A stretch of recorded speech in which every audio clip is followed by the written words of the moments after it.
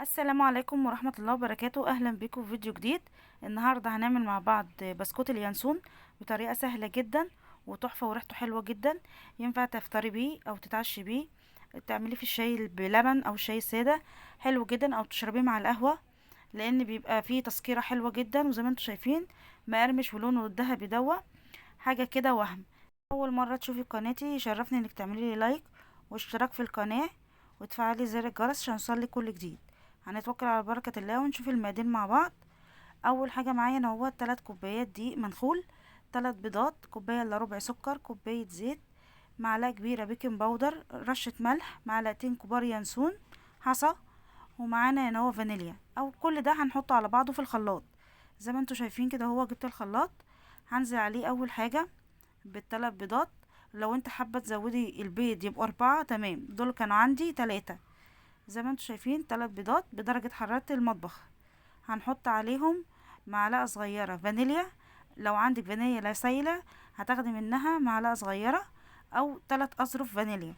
هنحط عليهم كوباية الزيت زي ما انتوا شايفين كده كله على بعضه بطريقة سهلة جدا، بالظبط مقدارها زي مقادير الكيكة.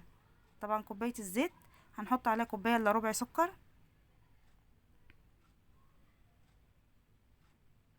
بعد كل ده مسكناه ضربناه في الخلاط. المواد السائلة، المواد الجافة معانا نوت 3 كوبايات دقيق. هنحط عليهم رشة ملح بسيطة. هنحط عليهم معلقة كبيرة، معلقتين كبار ينسون. لو انت مش حابة اليانسون صحيح تضربيه في الكبة ضربة وتحطيه. ولو انت برضو بتحبي حبة البركة تحطي معلقة صغيرة حبة البركة برضو بتبقى تحفة جدا. ومعانا هنا هو معلقة كبيرة بيكنج باودر.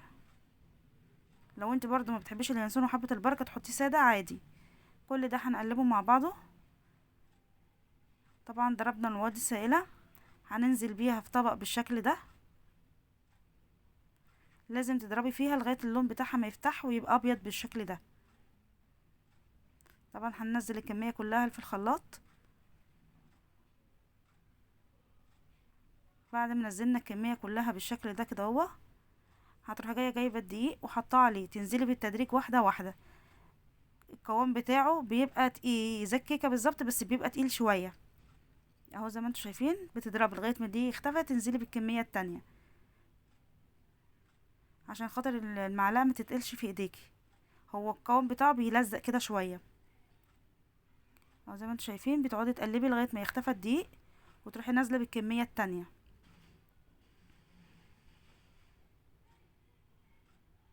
انا بحب اوريكم خطوة بخطوة عشان خاطر تشوفوا المقادير بالظبط بيبقى العجينة بنوصل بيها لايه. اهو زي ما انتوا شايفين نزلت بالكمية كلها كده وهقلبها لغاية ما اوريكم العجينة بتبقى عاملة ازاي. هتقلبيها خالص كده لغاية ما تلاقي العجينة كلها تجانست مع بعضها. ده القوام بتاعها كده، بيبقى قوام طري وتحسي فيه تلزيقة كده شوية. هنجيب القالب اللي هو الوسطاني بتاع الطقم التلاتة، القالب الوسطاني هتدهنيه بشوية زيت كده هو زي ما انتوا شايفين. هتحطي فيه شوية زيت وهتدهنيه بالشكل ده. هتجيبي العجينة وتروحي جاية منزلها فيه.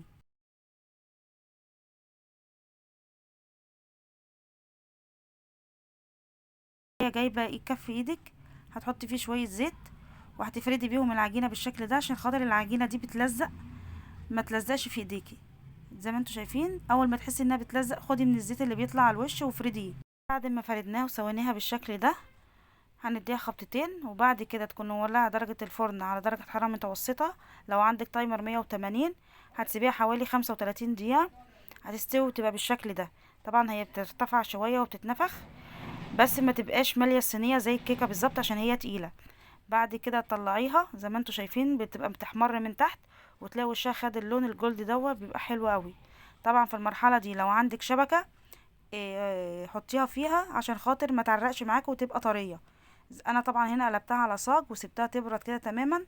وبعد كده مسكتها قطعتها 4 تربع وبعد كده قطعتها زي ما انتوا شايفين بالظبط زي البقسماط او زي الفايش. الفايش الصعيدي دوت بيتقطع بالشكل ده. لو انت حابه تقطعيها رفيعه او مربعات حسب تقطيعتك براحتك، بس هو افضل حاجه زي الافران بتتقطع بالشكل دوت كده هو. طبعا الاحرف دي ما بتترماش زي ما انتوا شايفين مفرغه من جوه واليانسون ده لما بيتحمص في الفرن بيبقى تحفة جدا. طبعا احنا لسه هنحمصه عشان ده بيبقى طري، هنحمصه في الفرن تاني. او زي ما انتم شايفين، اهم حاجة تكون معاكي سكينة حامية شوية عشان خاطر ما تكسرش منك البسكوت.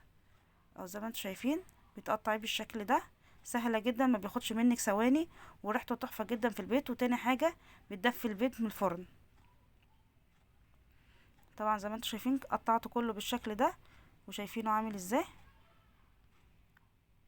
اللي حابب ياكله كده تمام، بس هو بيبقى طري من جوه، فاحنا بنحطه في الفرن بياخد تحميصة تانية. بالنسبة للفرن، طبعا الفرن بتولعيه على الهادي خالص، وبتحطيه في قلب صاج وتدخليه الفرن عشان خاطر ما يتحرقش منك. لازم نار هادية خالص، وتقلبيه كل ما تلاقي جنب اتحمص تحطيه على الناحية التانية. زي ما انتوا شايفين كده، انا جبته في الصاج وقطعته وفردته كده ودخلته الفرن، وبتابع الفرن عشان هو كده كده مستوي، بس بحمصه نار هادية خالص تماما. وتقلبيه زي ما انتوا شايفين طالع معايا، خد اللون الذهبي ده كده هو من بره ومن جوه، ومحمص وريحته تحفة جدا زي ما انتوا شايفين. وحاجة من عمايل ايديكم عارفينها بمقادير سهلة جدا. شايفين ومحمص ازاي ومفرغ من جوه. يا رب الفيديو يكون عجبكم. لو وصلت معايا لغاية هنا ما تنسينيش اللايك. اهو ينفع تشربي بيه شاي بلبن او تديه للاولاد، حلو جدا زي ما انتوا شايفين. وعملنا كمية حلوة جدا منه اهو. شايفين التحميصة بتاعته عاملة ازاي ولونه عامل ازاي. كده وصلنا لنهاية الفيديو، يا رب يكون عجبكم. لايك وشير، والسلام عليكم ورحمة الله وبركاته.